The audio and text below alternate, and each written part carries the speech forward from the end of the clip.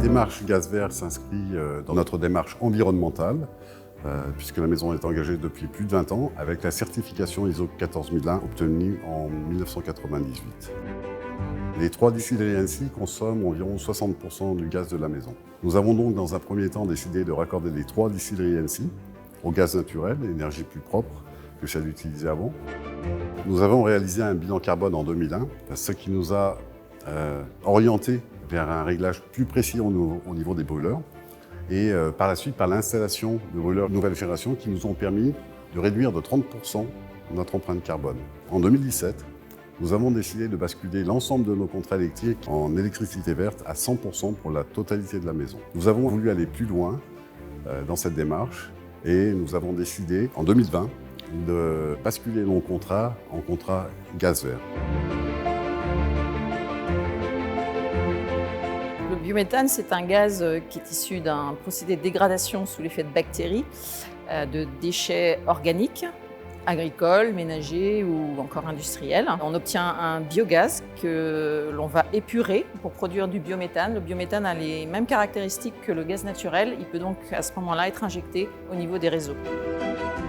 Alors, la méthanisation a plusieurs intérêts. Elle permet de produire une énergie renouvelable, puisque le biométhane est un gaz 100% renouvelable, contrairement au gaz naturel qui est une énergie fossile. C'est aussi une filière de valorisation et de traitement des déchets agricoles ou des effluents d'élevage. Lors de la méthanisation, on récupère également ce que l'on appelle un digestat, qui est l'équivalent du compost. C'est un engrais qui est organique, très riche, qui va permettre notamment de diminuer l'utilisation des engrais chimiques.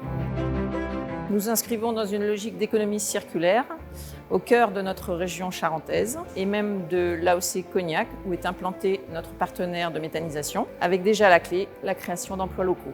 Au final, si l'on considère l'ensemble de la chaîne de valeur, le biométhane a un impact carbone 10 fois moins important que le gaz naturel, ce qui veut dire qu'on peut réduire de 90% les émissions de gaz à effet de serre. La programmation pluriannuelle fixée par le ministère de l'écologie est d'injecter 10% de gaz vert dans le réseau de gaz naturel d'ici 2030. Et la région Nouvelle-Aquitaine veut aller plus loin et s'engage à injecter 30% de gaz vert dans les réseaux d'ici 2030. Nous espérons à l'avenir que l'ensemble de nos partenaires, viticulteurs comme distillateurs, nous accompagnent dans cette initiative durable.